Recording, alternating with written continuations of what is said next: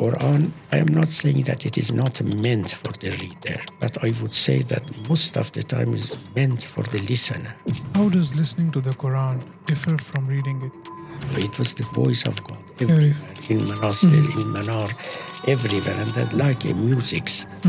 Musics, it's not written, and the musics of language should be heard, should be listened to. In this episode of Thinking Islam, we begin from what makes the Quran an exceptional book, exploring the existential method in approaching the Quran. Vast majority of Muslims currently approach Quran through translation. So in that sense, would it not be available to them, the existential approach of Quran? Well, we discuss the relationship between the Quran and its reader, and why pure heart is a precondition for understanding the Quran. you have to swallow the book, so to speak, in a sense, to be, for the Quran in order to speak to your heart. Joining us is Professor Abdolkarim Soroush, philosopher, theologian, a leading voice in Islamic reformist thought. And when the Quran advises you to repent, to remember God, these are not some things that you can do it by your mind. You have to do it with your whole existence. This is one of the main teachings of the Sufis, actually, that the companion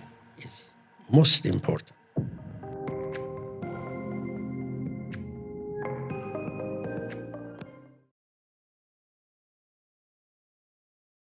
Welcome again, Dr. Soroush, to Thinking Islam podcast. Thank you for having me. Thank you. It's a pleasure to have you here again. And in our previous episode, we explored the dimension of the message and the messenger from the perspective of the revealer and what's revealed. And in today's episode, we hope to explore this journey of revelation from the perspective of the reader. And how can a reader come close to Quran? According to you, what should be the relationship between Quran and its reader in current times? In the name of God, first of all, thank you for having me again here. And I am so happy and so glad that I am visiting your institute again within a short time. And though I am not in a good health now, but I hope I would be much better in the past, in the future, inshallah.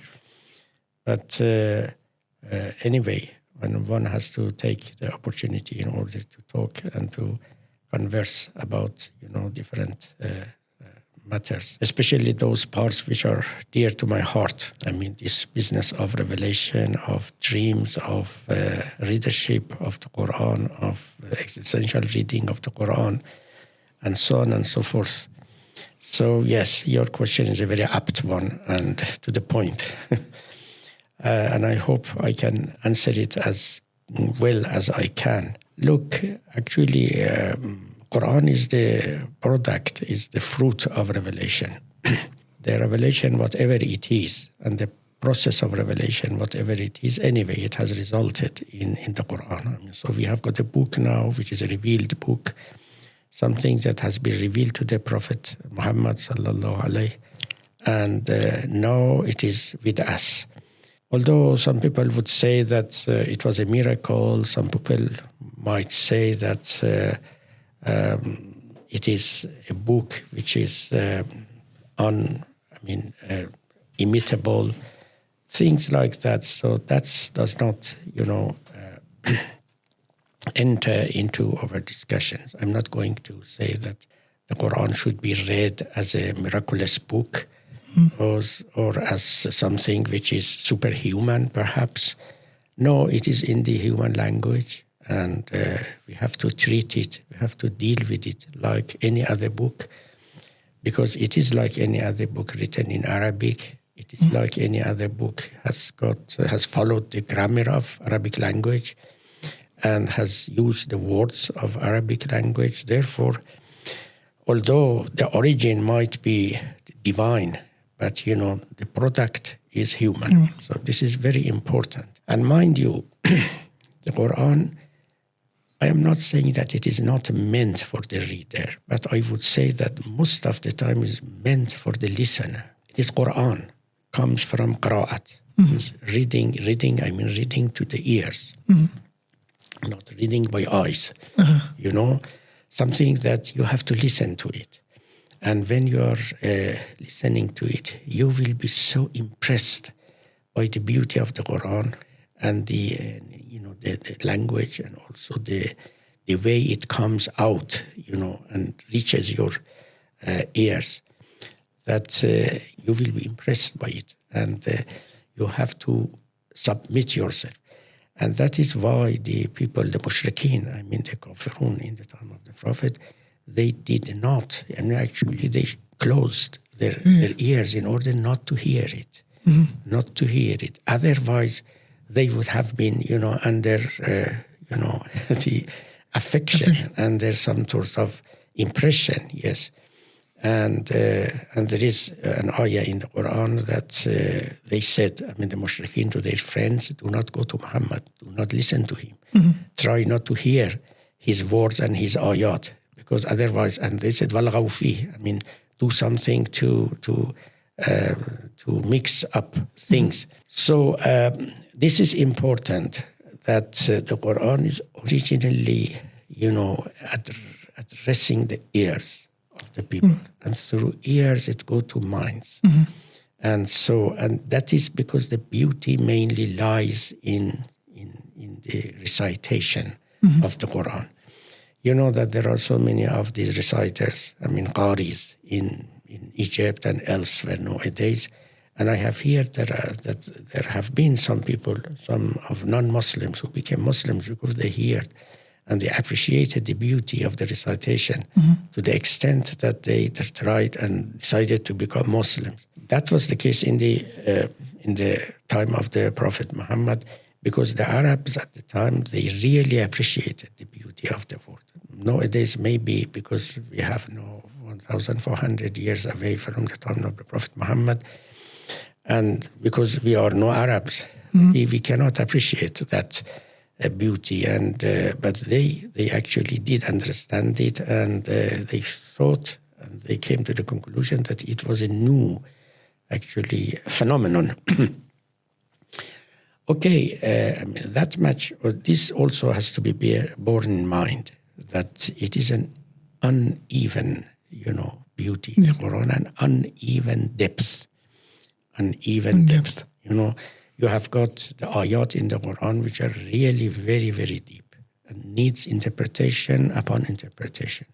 And that has been the business of the most of the mufassirun, to go to those ayat and to try to dig into them and to go deeper and deeper and to extract the new meanings. Like, for example, the ayah that says, إِنَّا أَنزَلْنَا الْأَمَانَةَ عَلَى السَّمَاوَاتِ وَالْأَرْضِ. We sent trust, trust to the heavens and earth. What is this trust that God had entrusted to heavens, and none actually accepted it, and all were afraid, and scared, because it was a very heavy burden on them. And the only one who accepted it was man. And then it is followed that إِنَّهُ كَانَ ظَلُومًا جَهُولًا. See, this is not a praise. It is some sort of condemnation, some sort of blame. So this ayah, for example, is one of the deepest, one of the most sagacious word in ayat in the Quran. And there are some others like this, of course, like, for example, Allahu nuru samawati wal ardh. That's one of the, or the ayah which says that yusabbihu lillahi ma fi samawati wa, all what is in the whole world, they are praising God, and they are, adoring Him, and so on. Actually, those parts which are very deep, they are the direct experience of the Prophet Muhammad himself. Like when he says, Allahu nuru sama, God is the light of the whole world. This is what actually he saw and he felt and he experienced. He saw that the whole world is enlightened, enlightened by God. And that's what he said, that Allahu nuru sama. Or when he says, Yusabbihu lillahi, everything is adoring God, everything is praising God. This is what he actually experienced it. And he saw and he heard that everything is making adoration and praising and so on. So these are the deepest ones in the Quran. And in order to understand them, one has to be closer to the mind and to the soul of Prophet, in order to, understand and capture, the hidden meaning of these words and these ayats. But there are ayats in the Quran, especially those which are legal, about the legal things. They are just ordinary ones. And even they are not put in a purely legalistic language. And because of that, most of the time during the past history of Islam, especially the fuqaha of Shia, they did not pay much attention to those parts of the Quran. And they did not take care of them because they had enough hadith. And there are not very many, are 500, ayats in the Quran altogether. And they are not put, as I said, in the purely legalistic form. Nevertheless, they belong to Quran. Anyway, we cannot remove them. We cannot eliminate them. They are there and they have got their own function and so on. And then there are parts in the Quran which are historical, about the history of prophets and so on and so forth. So all these, some of them are very clear to our audience, but I just mention it in order to say that when we encounter the Quran and we approach it and we would like to read it, we have to bear in mind that, first of all, it was by recitation that captured the heart and the mind of the audience. It was not as a written text, Written text means mushaf. That was, constructed during the time of Osman and many others, and there are some disagreements about the history of the collection of Quran, as you know. But that is mushaf. But in the time of the Prophet, it was Quran, recitation. And recitation was the main vehicle, the main instrument in order to convey the message and to reach out to the ideas already put in the Quran. This we have to bear in mind. And as I said, we have to bear in mind that there are some sort of things some sort of characteristic in the Quran, like any other book. Parts of it are very, very high and very deep, and parts of it are just ordinary. And we should not, insist on the point that all are even and the same in depth and in eloquence. No, that is not the case. Honestly, when we look at it. So this is the assumptions that we have to have before entering the Quran. Now, coming to existential reading of the Quran. If you do not have any question, I can continue. Just on the notion of if it's about meaning making with the Quran, like we're trying to approach Quran to understand it, and how is reading and listening, like how does listening add to the meaning which is not there in the reading? This is the point that I am coming to now. In existential reading of the Quran, it means that we are not reading it in a legalistic way. We do not want to extract, legalities from the Quran. We do not even read it in a philosophical way. We do not actually extract philosophy out of Quran. Whether there are, philosophical points in the Quran or not, but this is not our approach. And, my point of departure is this, that the Quran says that it is maw'iẓa lil-muttaqin. This is maw'iẓa, the Quran. What is maw'iẓa? What is admonition? Giving you advice and trying to recommend things to you in a very, simple language and very effective language. So this is maw'iẓa in Arabic. So from this point of departure, from this point of view, you will see that how to approach the Quran and how to open your heart to it. And here actually comes this business of hearing. Hearing is much more effective than reading. when somebody advises you and in a written form, okay, so do this and do that, this is good for you, this is not good for you, and so on, okay, fine. But when somebody addresses you, and personally, and even the tone of the word, of the language, that has got its own, effect in your mind and in your heart. And that's why this has been always said that the Quran should be recited in a hazin way. Hazin means somehow like somebody who is sorrowful, in a sorrowful way, because its effect would become much more, deeper and stronger. So recitation has been always like this. We have so many stories in books who say that people who listen to the Quran and they were, suddenly, they suddenly changed and they became a different person. Even they made tawbah, repentance and so on. This is the important thing. And as we know that for maybe a century or two, Quran was not among Muslims like a written text. It was all memorized by the people and they were recited in mosques, in streets, in houses, and so on and so forth. It was always, the voice of God, everywhere. It was not the words of God in books, in closed mushaf. It was the voice of God everywhere, in manasir, in manar, everywhere. And that like a musics. Musics, it's not written. And the musics of language should be heard, should be listened to. And Quran is really musical. It's really musical when it is recited well and in order.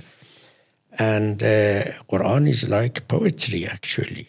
And although God did not like, or the Prophet Muhammad did not like Quran to be considered as poetry, but nevertheless, it has got all elements, all characteristics of poetry. Prophet actually denied that he was a poet. He was not a poet. And because poet meant somebody who has got contact with jinns and with their demons and so on. That was in the Arabic literature at the time. And because of that, Prophet said that he was no poet.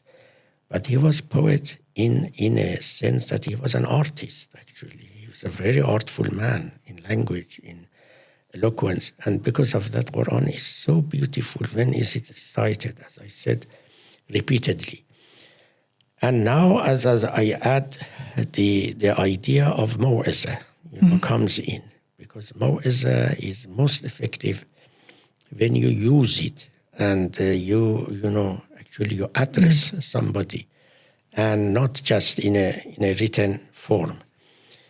An existential reading of Quran means that you open your heart to the maw'iẓa. Maw'iẓa is its admonition is very important, very, very important. First of all, for me, in order to advise somebody, I have to choose a proper language. It is not the language of imperative. It is not the language of rudeness. No. It should be a friendly language. A friendly language and to the point, in the sense that it has to be relevant to what I would like to tell you and to impress you by. So, and the Quran, when you say it is maw'iẓa, we have to always have in mind that to open our heart and open mind in order to hear something new and in order to be impressed by it and to take it into our heart, deeply. And like when you are in front of somebody whom you accept as an advisor, as a counselor, as somebody who is, benevolent to you, and he would like for you to progress. And because of that, the book of the Quran here comes not as a legal book, not as a philosophical. Philosophy is no maw'iẓa. Kalam is no maw'iẓa. Law is no maw'iẓa. These are quite different. And they are good even for non-Muslims, for somebody who even does not believe that the Quran is a revealed book. But you can go into it and to find what are the laws and legals and things and about the philosophy. But maw'iẓa it is different. There, you cannot just search the book in order to see where are the advices in the book. You have to swallow the book, so to speak, in a sense, to be, for the Qur'an in order to speak to your heart. Very, very important. And that's why it says that the Qur'an says it needs a pure heart. Pure heart. Otherwise, you would not, get the message. You would not get the message, and it becomes like a dead, thing in like a body that you are dissecting it. That's no way of doing, in understanding the Quran. So this is what I say that we have to have this existential reading of the Quran, or existential encounter with the Quran. Maybe it's a better expression of what I mean. Second point here is that, maybe what I'm going to say comes into conflict with what I have said in my book, Contraction and Expansion of Religious Knowledge. Religious knowledge. There, actually, I argued, and I think we did have some discussion about it in the past, that historically speaking, epistemologically speaking, or from the point of view of even sociology of knowledge, it is always the case that when you read a book, inevitably you have got some assumptions about the book and assumptions about the world, about human beings, about language, about many things. Without these assumptions, you cannot approach the book, you cannot understand it. These assumptions, some of them are quite normal and even hidden to you yourself. For example, you actually assume that the person, the author of the book, has been a rational person, has used language in a proper way, and so on and so forth. He knew the real meaning of the word, and so on. Without this, you even do not approach the book. You do not try, you do not bother to take it seriously. And you have got some assumptions about the author, of course, about the time that the book has been written, and so on and so forth. And so these are inevitable. And the second is these assumptions change. They are not permanent. If you are born in 21st century, your assumptions are different from those who were born in 12th century, let us say. And because of that, our understanding of the book and interpretation of the book, whichever book, including the Quran, for example, is fluid, is changing all the time. And suffice it to look at different texts of tafsir. For example, tafsir, which are written in the 5th century and the 7th century and 12th century, you will see the difference in understanding and interpreting the Quran. And that is because the Quran has not changed. The mind of the interpreter has changed. And the mind of the interpreter means the assumptions of the interpreter have changed. Because mind is not something, is only, the collection of ideas. So this is, I think, is a fact of history. And sociologically speaking, this is inevitable every day. Okay, all right. So this is my argument, very, very briefly in Al-Qabz wal-Bas, in expansion and contraction of religious knowledge. There I actually say it is like, a tide, coming down and going up and having ebb and flow in according to the ebb and flow of human knowledge outside the book, outside the scripture. That was my argument in that book, which was, of course, very controversial and unreceived, Yes, both many blames and praise, but that's not it's about. What I'm saying now in existential reading of the Quran, seemingly it is different, or perhaps it is, contradictory to what I say in the previous book. Here, I say that you have to have no assumptions at all, no pre-assumptions, a pure heart, a pure mind, if you can, of course. And then open your heart to the Qur'an in order for the Qur'an to tell you what it says, not you tell it what you think or put into its mouth what you understand and what you think it is true. This is another approach. This is the phenomenological approach or existential approach. You know that in the phenomenology as a branch of philosophy, we have got this business that you have to actually put aside, or as much as you can, of course, all what you have already in mind.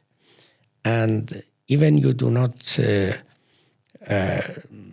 actually take into account that this thing that you are going to understand is existent or non-existent. Even the existence of the thing should be, put aside, or as they call it, is made epoche. That's the word, German word. Now, what I'm saying is that in the case of the Quran, we have to have the same approach. We have to have a phenomenological, existential approach. And wholeheartedly, we have to approach it. And in whole existence, actually, should be dedicated to it. And not only your mind. Not only your mind. Because reading the Quran like a philosophical book, this impresses your mind only. Mm-hmm. You become more knowledgeable. Become more knowledgeable, and you try to analyze it conceptually and things, and or maybe legally or something. But no, here you do not have such an assumption, and you do not have such an expectations. All these expectations aside, assumptions aside, come forth with the qalb salim, as the Quran says, with a pure heart, with a healthy heart. Salim means pure and means healthy in the sense that it has got no disease. So it is not polluted. It is not contaminated by anything else. So just a pure heart with your pure fitra and your whole existence. No assumptions, no expectations. So just try to be like a mirror in front of the book, in front of the... And here, actually, you better try to listen to it, or somebody recite it to you, rather than just read it like studying a book. Mm-hmm. No, just pay attention to it very, very attentively, and without, as I said, any assumptions. This, you might say that this is impossible. Well, some psychologists, some epistemologists tell us that it is, if you take it into an absolute, meaning, it may be impossible. Because we human beings, we are always full of ideas, and the ideas comes to us from every corner, and we cannot help it, Even if we want to remove them, we cannot remove them, and they are more, powerful than us or than our will. This is true. But as much as one can, my theory in the book of Expansion and Contraction, that was a historical one. Mm-hmm. What I said, that historically speaking, when you look and follow actually the stream of minds of interpreters, you will see they have been always under the influence of the knowledge of their time. Mm-hmm. This is a sociological, judgment about what has been already said. But here I am not actually doing the same job. I am not going about the historical, development of interpretation of the Quran. What I'm saying is I'm advising, the reader, the one who wants really to get something from the Quran, that, this book is the book of maw'iẓa. It is not the book of law, it's not book of philosophy. This is important. So please do not approach it like the contemporaries of the Prophet Muhammad himself. They were no philosophers, no people of law and nothing. They were just people of pure mind and pure heart. And that was why the Quran was most effective and impressive. Nowadays, from this point of view, perhaps we have to make us similar to those who were around the Prophet himself and heard it from himself and just wanted to see what's new in what he says, what is there, what is the difference between what was there already and what he has got to say and to teach. This is very important. Of course, as I said, 1400 years after the Prophet, this is very difficult. Nevertheless, we have to try to do it. This is what I'm calling it existential reading. And here I address, the individual that do it as much as you can. And you will see that, for example, there are points in the Quran like tawbah, repentance, like dhikr, to remember, and remembrance, like nisyan, forgetfulness, and many other things, which are really existential in the sense that when you repent, and when the Quran advises you to repent or to remember God, these are not some things that you can do it by your mind. You have to do it with your whole existence. You have to be remembering God, not just reciting his name and, repeating, some words, or perhaps circulating some concepts in your mind. No. This is like when you are sorrowful. Sorrowfulness is not something mental. It is existential. When you are very joyful, it is not a concept in your mind. It is an existential, character in the whole. This is the way that you have to approach the Quran, not from the point of view of conceptual things, but existential. In awe of what you said and how it's the existential approach of your whole being, it's a type of a meditative reading in the sense where you clean your heart, clean your mind. So before approaching Quran, you have to approach at that stage as well. That's right. It's the preparation of that stage. Preparation. So how would it be accessible to, because as you mentioned that there is a recitation to it, you don't have to impregnate Quran with the meanings. And since it's a maw'iẓa, so you have to listen.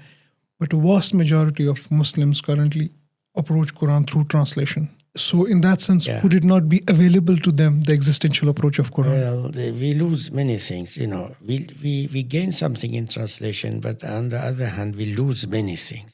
It is like you told me that perhaps you wanted to ask me something about Rumi. This is exactly what happens in the case of Rumi as well. Mm-hmm. Rumi is in Persian language, of course, and I am really thankful and grateful to God that I am born a Persian-speaking person. And I know that there are people who are eager to understand Rumi and to approach him.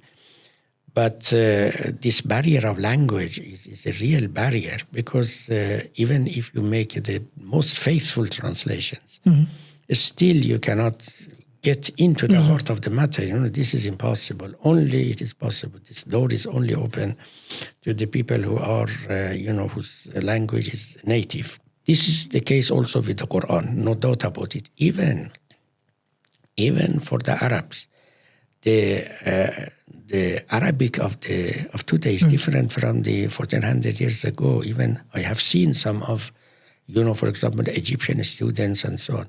They really did not appreciate the beauty of Quran. They could not, make friend with the Quran itself, because language is always is changing. But let alone those whose language is not Arabic at all. They would like to read it through translation, into English, into French, and so on. And that's why even I have seen that some people who had read, for example, Rumi in German, there was a German friend of mine who told me it's a very repetitive book. Yes, it seems very repetitive for non-Persian speakings and sometimes maybe boring, because he's saying the same thing many times. Although actually there is no repetition in Rumi. Because Rumi, whatever he said, as if he forgot it. And he never actually repeated it again. He never alluded to it. He never referred to what he said before, except for a few times in the whole 26,000 verses. Anyway, but in the Quran, of course, repetitions are very, very many, very many. And that's why, because it was oral, it was not written. These are the characteristics of an oral thing, that you mention it several times to different people in different, occasions and so on. And because of that, when it is put into a written text, then again, it makes, sometimes it feels that it is not the way that a written text should be. But it is the case. But in translation, of course, you are right. Therefore, it is important for the interpreters and translators, to make effort in order to make the language as, close to the original as possible. I have seen in Persian that there are some, for example, the original, the very old translations of the Quran into Persian really does not make sense for us nowadays. And they wanted to make it word-by-word translation, which is far from the nature of language Arabic or Persian. Nowadays, of course, we have got, after the revolution in Iran, there appeared about 70 different translations of the Quran into Persian. Some of them are quite good, in the sense that they are really near to the language of the Quran and try to have the same beauty and the same, effect as much as they can. And have the same maw'iẓa. The reader. And the same maw'iẓa. This is very important, yes. And you know why Rumi is so important for us? Because it is, sometimes it is said that it is the Persian Qur'an. The Persian Qur'an, because it is originally a maw'iẓa book, book of maw'iẓa. And it is not a translation of the Quran. But the Quran was digested by Rumi. And then he put it in his own word, and especially in poetry. And that's why sometimes, even when you read Rumi, you would like to, cry. And it is an original maw'iẓa. Yes, and your point is quite true. Through translation, sometimes Quran does not have the same, impressive effect as it can have on the people who speak the native language. Is there a possibility in the existential framework, as you mentioned, that you connected to, or somebody who is a Persian person, connected to the maw'iẓa of Quran through understanding the maw'iẓa of Rumi? Because he had that existential experience because of the language. So is it also an existential framework? So, for example, if somebody is born in Malaysia, China, they might have their own versions of Rumi who have had that maw'iẓa or poetry, for them to first understand it in their language, to come closer to the Quranic maw'iẓa, like a hermeneutic device. You mean, is the language of Rumi more accessible to them? No, for example, for Persians, the maw'iẓa of Rumi is more accessible. That's and right. Understand the existential approach, because this is based in Quran. And so through Rumi, they can connect to Quran. Absolutely. And so similarly, in culture which are non-Arabic, there may be those people, saints and poets, which can act as a linking bridge to this existential framework, from which they can get the maw'iẓa, the feeling, and then they can connect. I really do not know any person like Rumi in any other language. But Rumi, first of all, he's unique. Yes. He's unique. He's second to none. And the whole history of humankind, I am not exaggerating. This is not what I'm saying. It has been said by scholars non-Persian scholars, non-Muslim scholars who had read and who had tried to understand Rumi, and that is their verdict, that Rumi has been unique and is still unique. Nobody has, been able to even to approach him, to get near to him. So he's different, really he's different. And because of that, some people, as I said, had said that his book was the Qur'an, the Persian Qur'an. And yes, as I said, this is our, gift of God, a divine gift, very precious, that we have such a person. And mind you, I would say that in Rumi, you do not find only the Qur'an, but he has got his own revelations as well. Mm-hmm. He's an arif. An arif is a semi-prophet. Prophets, they had mission, but Rumi did not have a mission. But non-prophets can have revelations. And I am sure that part of what he says in his poetry is revelations. And he mentioned this, that we do not call it revelation because some people might blame us, might attack us, might, consider us an apostate or something. But it is real revelation, it is ilham. And and that's why Rumi has become so important, because he's not just repeating, the same thing. And he is bringing in, his own, commodity, his own, products. And that's why his book, make a difference, in the whole culture. But yes, through him, yes, you can approach the Quran and find it, find the deepest meaning. In one of his poems, he says that has Quran halhay anbiya, mahiyan pak bahr kibriya. Quran contains the, he says, halhay anbiya, the state of the mind of the prophets. Mm-hmm. But I am really reluctant to say state of the mind. It's a state of spirit. So Quran contains the state of the spirit of prophets. Now, this is important. Not only the state of the spirit of prophets, but also the Prophet Muhammad himself. And this means that it is really what was going on in the spirit, in the soul, in the heart of the Prophet that reveals itself in the text of the Quran. And the same actually applies to Mathnawi of Rumi, is the state of his spirit. And that's why, because it is like Quran. The Prophet Muhammad did not write the Quran and did not sit at home in order to contemplate and to think and to put it into words.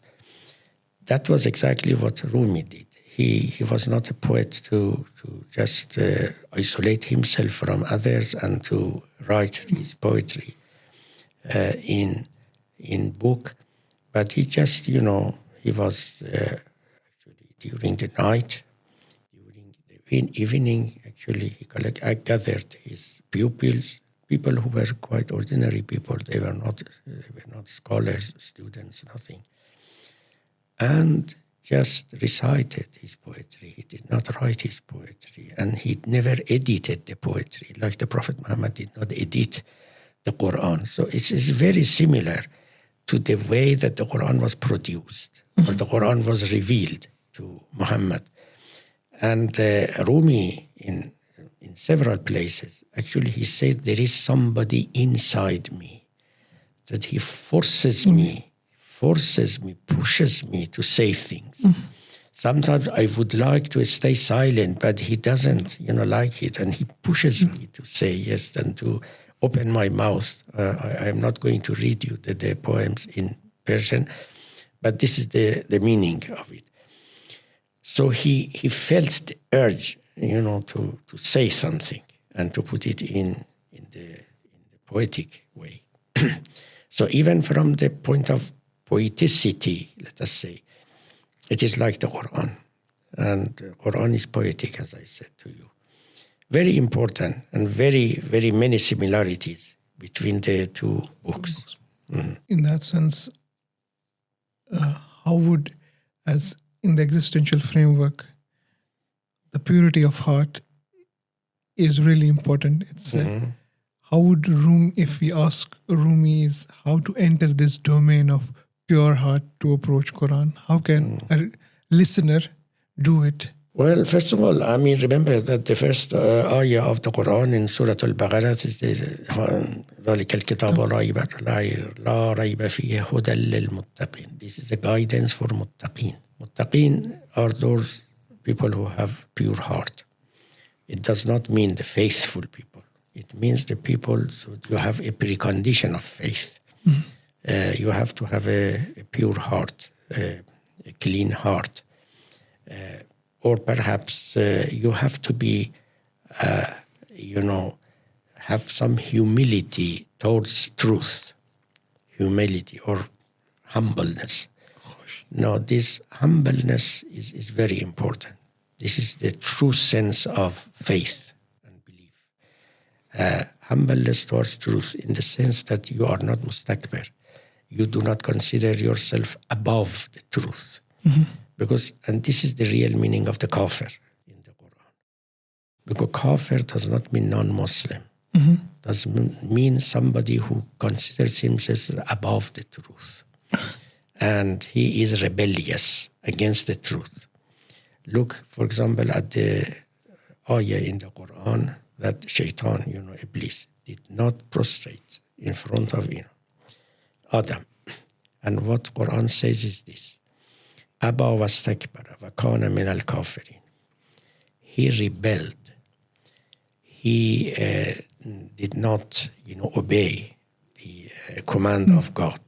And rebelled against God, and because of this, he was a kafir. So at that time, there was no religion, no prophet, and Iblis was not kafir in this sense. He was kafir because he was not obedient. He was not humble against the truth. Humble, vis-a-vis the truth, vis-a-vis the command of God. He thought that he is superior to the command of God, and he can decide which is to obey and which is not to obey, and so on. Very, very important. This is the real meaning of kafir in the Quran. Non-Muslim, that's a legal term, that the non-Muslims are called kafir. That's a different thing. But the real meaning of the kafir in the Quran is the first kafir was shaitan. And that was because of his non-obedience and non-humbleness and his rebellious nature against God and against truth. And being shameless, as I'm saying, because this business of shame is very important, although the word shame is not good in English. It doesn't sound well. Anyway, now this is the muttaqeen. And so having a clean heart is a precondition for encountering the truth and to finding the truth and to submit oneself to truth, to haqq. So having this clean heart, according to Rumi and some other ethicists like Al-Ghazali, there are only two ways to have a clean heart, to have a clean existence, a pure, a clean being. First is just to follow the moral rules as much as you can, the command of God. This is, of course, very important, but very difficult. And to the point that Al-Ghazali says that one has to follow the rule, all the time in order to purify himself. But even if he does not achieve the goal, and during this approach and this struggle, even if he dies, then he is a shaheed, because he has already been in a battlefield, in the battlefield against the shaitan and against the nafs al-ammara and so on. So this is one way. The other way, which is suggested by Rumi, is love. Love in the sense that somebody, here I better not to use the word love, this is a different issue. Somebody, you have to have a good friend. That's it. A good friend who has got a very direct impact on you, like a magnet, and attracts you towards goodness. That gives you a clean heart. This is one of the main teachings of the Sufis, actually. that the companion is most important, most important. Instead of being sitting in isolation, or perhaps, pushing yourself or pressurizing yourself in order to purify yourself, which is a good thing, but it is not as successful as having a good companion who has done already the job, and now he has got a good impact on you. This is very important. Look at that again. I go back to the time of the Prophet himself. The prophets had such an impact on his companions. Very important. Had such an impact on his companions.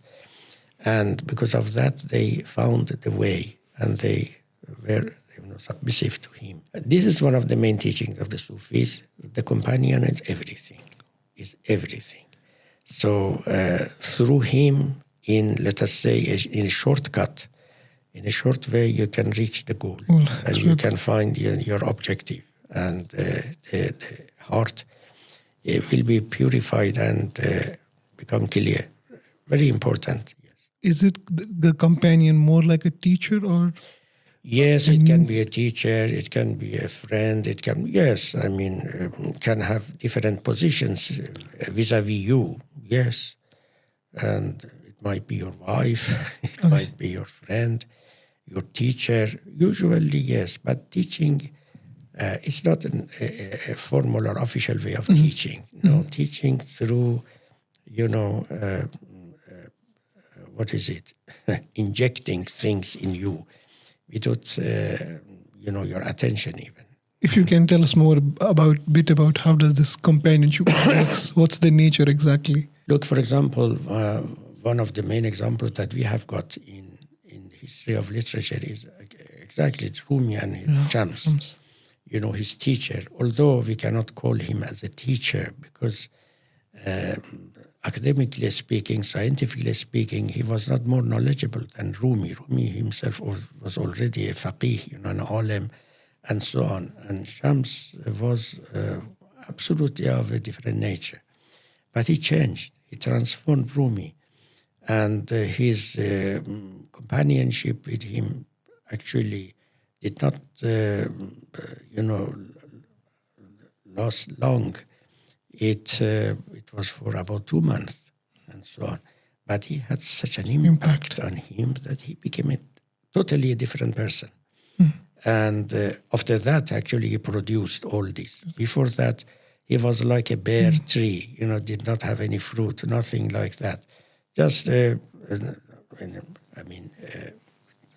what to call it, a life, ordinary life. But from then on, actually, he bore fruit. He became a different tree altogether. And he became a poet. He became like a prophet. He became very creative. And his companions actually came under the impact of his personality. So it is a chance, actually, in the life of people. You must be searching for him. Okay. You may or may not find him. So it is a chance. It is a gift. It is a luck, I would say. Somebody are lucky enough to find such a person, such a companion, such a teacher. And some people are not that lucky. So they cannot blame anybody. This world is like, the risk. Some people have got the risk, the lot, and they are very rich from that point of view. Some people are not that rich. So, but it doesn't mean that they do not. They have to give up. Looking for or searching for, or even praying for finding such a good companion. Yes. Sure. Were you lucky enough, if I may ask? Me? Yeah. Well, I have met some people.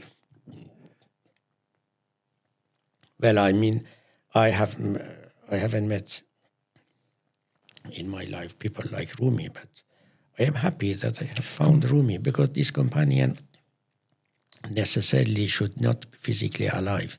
Okay. Maybe he's dead, he belongs to the past, but nevertheless his soul is still alive. And he resides actually in his words. This is what Rumi says. He says, I reside in my words, in my sonnets. So from there, actually, you can make companionship. You can make friend. Okay, so that in that sense, if it's words, the door is still open. Yeah. So you mentioned Kitab, Zalikal Kitab, and in the beginning you talked about. So Kitab means a book. Yeah. So, but in the beginning you mentioned that it's meant for recitation. So, isn't it a bit of a contradiction because book is meant to be read? And you put your finger on a very, very important point. Actually, the meaning of Kitab in the Quran is not very well known. Most of the time, Kitab means Torah, the Old Testament. In many cases, actually. For example, when the Quran says to the Prophet that you had not been reading any book before you, means Torah, means the Old Testament. And another way, in a different point, for example, when you see it in the case of the Isa, Jesus, when he is in the cradle, he says, "Atani al-Kitab, ja'alani nabiyya." God has sent me a book. Who? He was still a child. He was still a child. And what is the meaning of God has sent me a book, has given me a book, have revealed me to a book? And sometimes, you have got the Kitab, meaning the Kitab. The book in, which is God. So the meaning of book, at least to me, is not very clear in the Quran. Yes. And it does not necessarily mean something written. Not necessarily mean something written. But if you must have tried to understand what it exactly means, or come close to how do you understand this notion of book? Yes. Well, let me tell you, for example, there are verses in the Quran that the angels, they write what we do. Kiraman katibin, ya'lamuna ma taf'alun.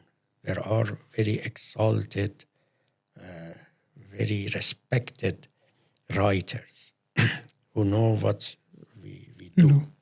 So what is this writing? And what is the book that they have got? Or for example, in the day after, it is in the Quran that everybody is given a book about what he has already done. Okay? Man utiya kitabahu biyaminihi. None of these necessarily mean something written. You see, so it has got a much more broad in a sense, a broader sense. It's something that does include the written text, but not necessarily always. So the last question is of the Thinking Islam question. Last time we asked you this question, that what's your question? You told that you are approaching the debate of free will and determination. You're approaching the question about free will and determination. Yes. So right now, with regards to Quran, besides the Kitab question, is there any question in your mind that you are still exploring, that you want to share with us? Yes. Outside the Quran. No, in Quran. In Quran, something that I am...